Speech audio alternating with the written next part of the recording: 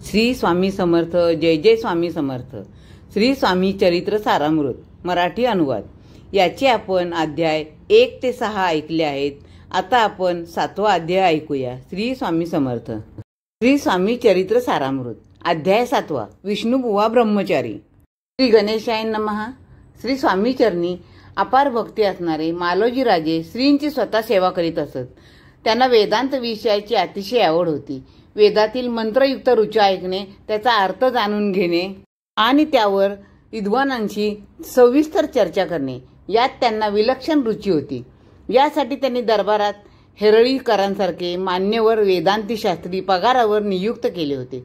त्याच सुमारास मुंबईत विष्णुबुवा ब्रह्मचारी हे वेदांतावर लोकांना समजेल अशा सोप्या भाषेत उत्तम निरूपण करीत असत. त्यांची सर्वत्र कीर्ती झाली होती. त्यांच्याबद्दल ऐकल्यावर मालोजी राजांनी अनेक प्रयत्न करून त्यांना अक्कलकोटास आणले. बुवांचा वेदांत विषयक गाढ अभ्यास व उत्तम वाक्चातुर्य त्यामुळे राजमंदिरात वेदांत चर्चा अखंड रंगू लागल्या. एके दिवशी श्री स्वामींची महती ऐकून बुवा त्यांच्या दर्शनास गेले. त्यावेळी श्री स्वामींचे लक्षण पडताळून पाहावे या हेतूने बुवांनी मुद्दाम वेदांताचा विषय काढला आणि स्वामींना प्रश्न केला. महाराज, काय केल्याने वृत्ती ब्रह्मपदी तदाकार होऊन राहील? ते ऐकून स्वामी हसले, पण काहीच बोलले नाहीत. तेव्हा या वेड्या संन्याशाने लोकांना भुरळ घालून व्यर्थ नादी लावले आहे.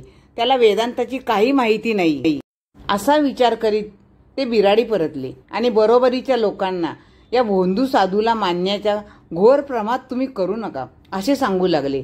त्या रात्री बुवा गाढ झोपेत असताना त्यांना असंख्य विंचू आपल्या अंगावर चढले असून त्यापैकी एक महाविषारी विंचू आपल्याला दंश करीत आहे असे दिसले.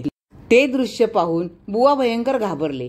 त्यांची अवस्था पाहून त्यांच्या बरोबरीच्या 2 पारशी गृहस्थांनी त्यांना सावध केले. त्या रात्री बुवा झोपलेच नाहीत. दुसऱ्या दिवशी ते पुन्हा स्वामींपाशी आले आणि पुन्हा पूर्वीचाच प्रश्न विचारला. तेव्हा स्वामी मोठ्यांदा हसून म्हणाले, तुम्ही पडत मूर्ख आहात. स्वतःला पंडित समजता, वेदांत चर्चा करता आणि स्वप्नात विंचू चावला म्हणून दुःख करता. ब्रह्माविषयी बोलले म्हणजे ब्रह्मज्ञान झाले असे तुम्हाला वाटते की काय? जा, चालते वा इथून. ते ऐकून बुवा थक्कच झाले. सर्व अहंकाराचा त्याग करून ते श्रीचरणी नतमस्तक झाले आणि त्यांचे भक्त बनले. इतिच ही 7वा अध्याय संपूर्ण. अध्यायाची फलश्रुती आहे सद्गुरु प्राप्ती होईल. श्री गुरुदेव दत्त.